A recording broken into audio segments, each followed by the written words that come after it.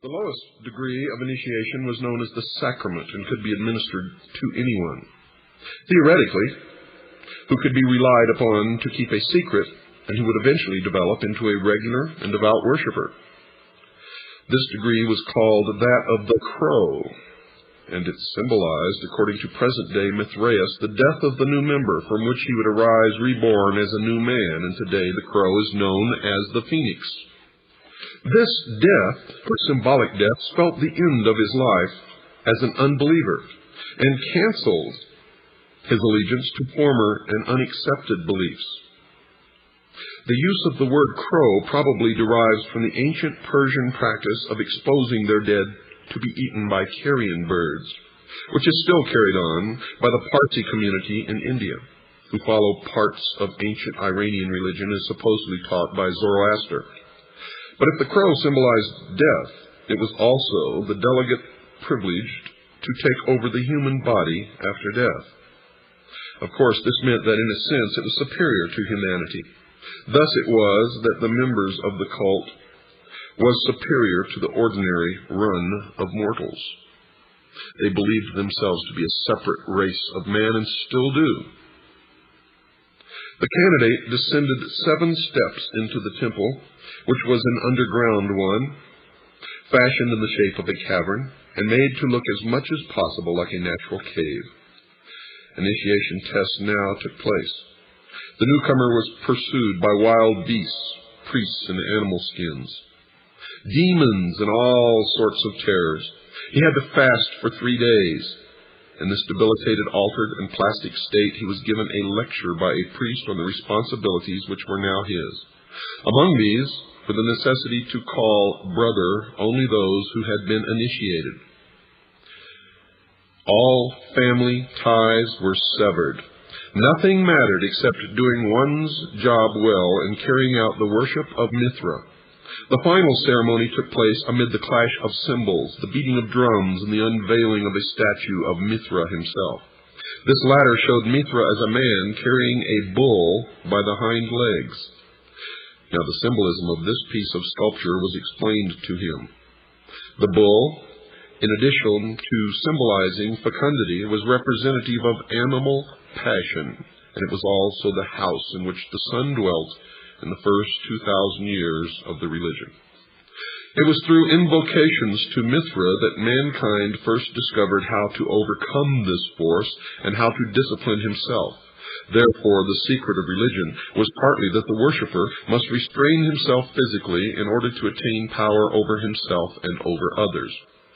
This graphic teaching of the diversion of sexual power into psychic channels shows that the Mithraeus followed in essence the pattern of all mystery schools which believed in the production of power through discipline.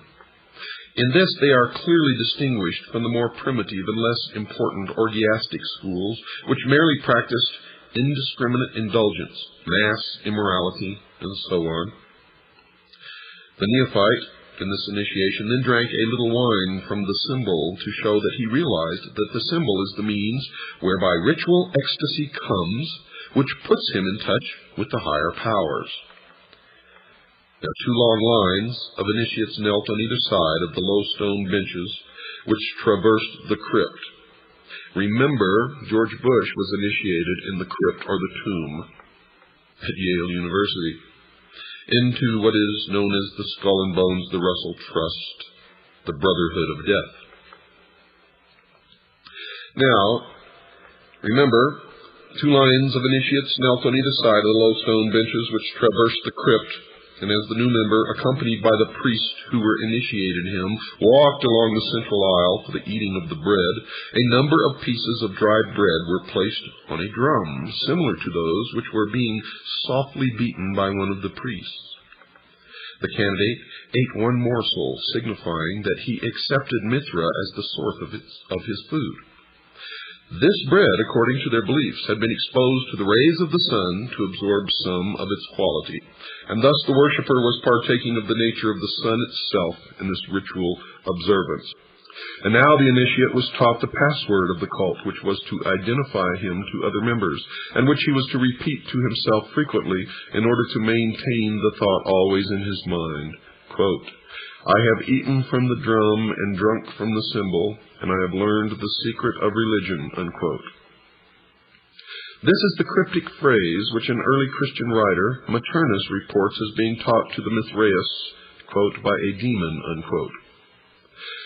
The second degree of initiation was called the secret, and during this the candidate was brought to a state of ecstasy, in which he was somehow made to believe that he had seen the statue of the god actually endowed with life.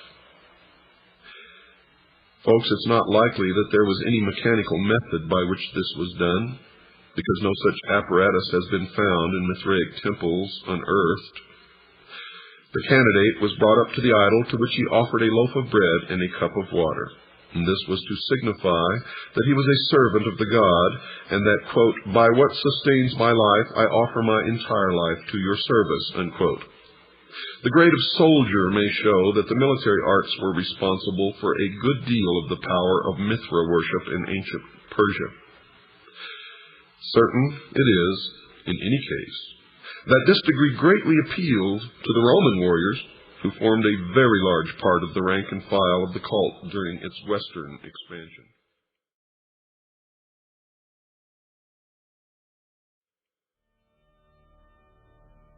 Illuminism had spread to France, however, some years before its suppression in Germany. Influential personages were members, many drawn from the ranks of the important Freemasons of Paris. As in the case of the German branch, it was soon alleged that they pursued terrible aims and practiced frightful orgies.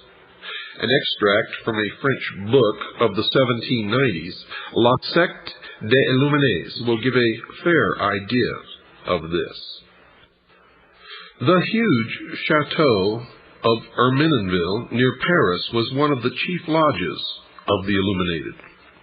It belonged to the Marquis of Girardin, who protected Rousseau and later gave him a tomb on his estate. Saint Germain, the notable impostor, presided over it. He claimed to be 1,000 years old and to be able to make gold.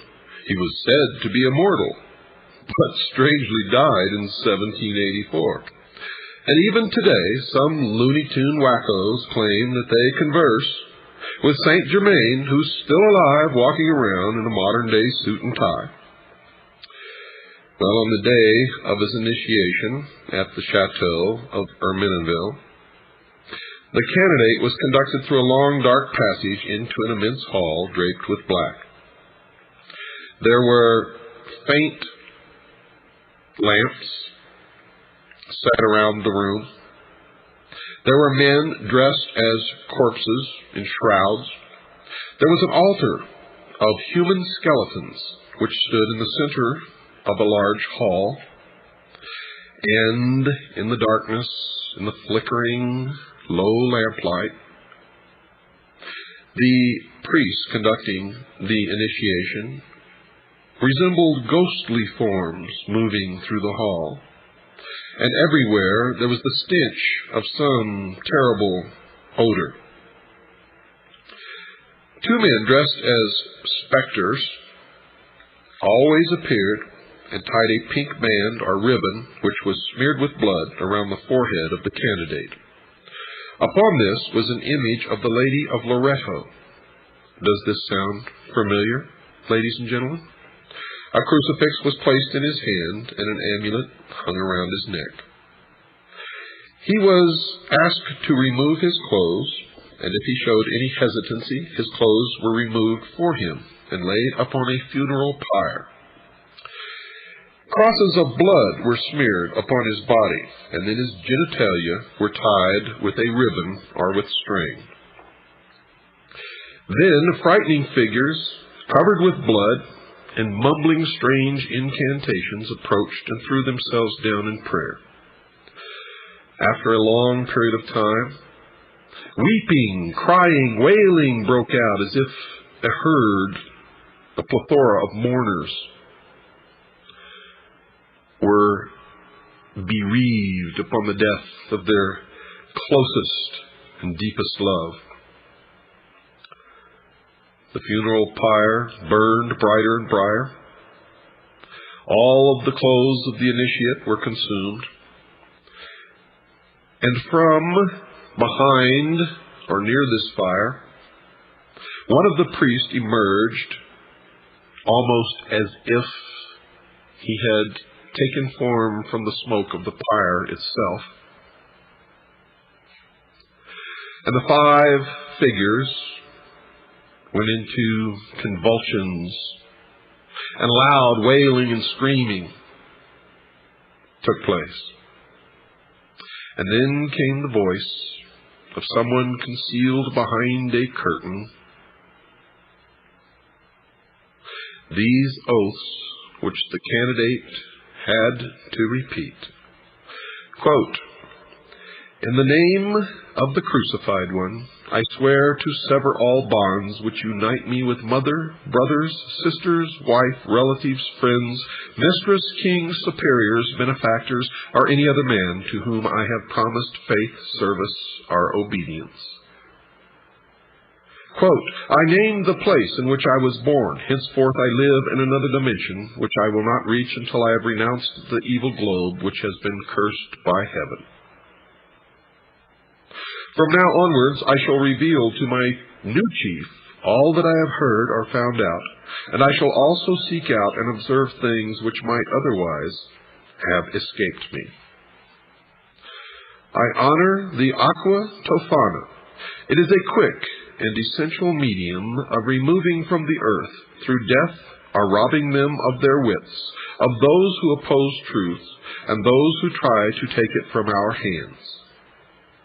I shall avoid Spain, Naples, and all other accursed lands, and I shall avoid the temptation to betray what I have now heard. Lightning will not strike as rapidly as the dagger, which will reach me wherever I may be, should I betray my initiation." Unquote. Then a 7-branched candelabrum bearing 7 black candles was placed before the candidate, and a large bowl containing human blood. The candidate washed himself in the blood and drank a quantity of it. The string around his genitalia was removed, and then he was carried to a bath to undergo complete ablution. After this, he was given a meal composed of root vegetables.